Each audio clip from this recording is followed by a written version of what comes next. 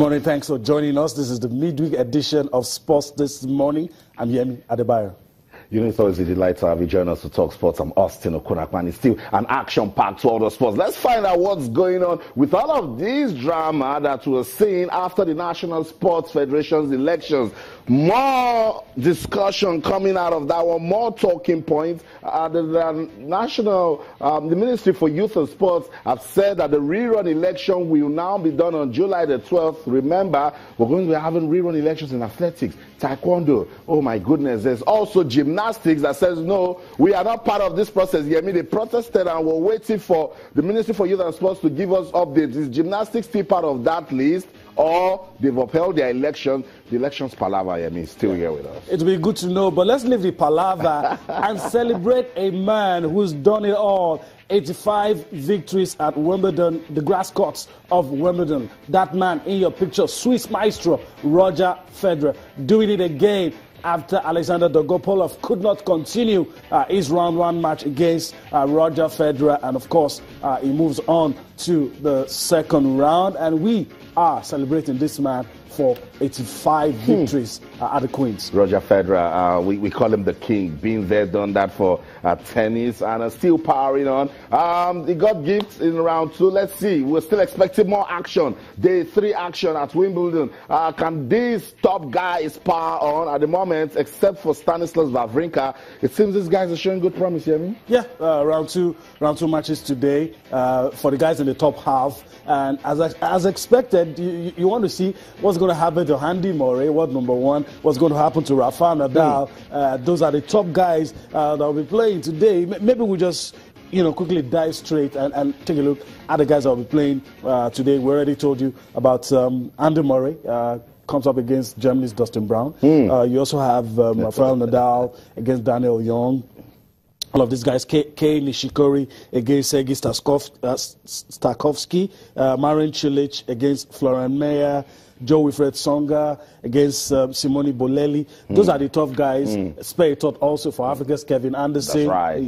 Is going to be playing against Andrea Seppi. Yeah, you also have Gilles Moller taking on Lucas Russell. So a lot of those ones are for the guys. And these are some of the highlights from day 2.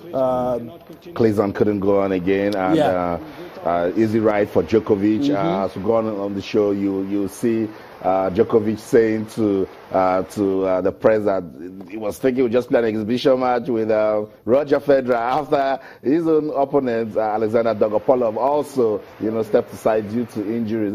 It was good for them, but let's see day 3 action. Most of the guys will be saying, look, we cannot be doing this. We have to go all the way. But a potential banana skin for Andy Murray, Dustin Brown. Who remembers Dustin Brown and what he did to Rafael Nadal? That was how we started talking about him. So Andy Murray shouldn't in any way underrate this his opponent, because we've seen worse things. We've seen Stanislas Wawrinka, who was the 5th seed out of the competition already. You also mentioned Kevin Anderson. Andrea Seppi comes with some experience also. So at day 3, we get us talking in the men's singles. Surely, if we're going to be talking about Murray, he's told us some of the things that, look, I've been having ice baths every day of the week just to get myself in shape. And even Roger Federer, went as much as saying that, look, Andy Murray tends to gradually kick into gear when it starts. It looks like, it's faltering, then he begins to pick it up. And he's the defending champion. He's won on this court twice. So we spare thought for Andy Murray as well, even though I don't rank him. He's not one of my top picks to win, but this man in your picture is one of the top picks. Well, he got some people said he got a hall pass. Dogopolov trailing in the second set, just couldn't go on again. He just couldn't go on. I know. And said, I know. Tough luck. And when these things happen, and these guys, it's how gutted he was there, even going to the net. He was shaking his head and saying, oh, so it's all over for me. But good one for Roger Federer there. And then, as you mentioned, he took his wins at Wimbledon to 85. Yeah. That's, in any way you want to think about it, phenomenal for one person that has been there, done that. It's huge. We'll get to listen to him shortly, but let's also let you know that he's on the same level with Pete Sampras with the number of victories, 7 at Wimbledon. He's the most successful among the guys on the men's circuit currently. That's right. And of course, he wants to go past Pete Sampras. So let's listen to Roger Federer and Novak Djokovic, what both had to say after their first round victories at Wimbledon.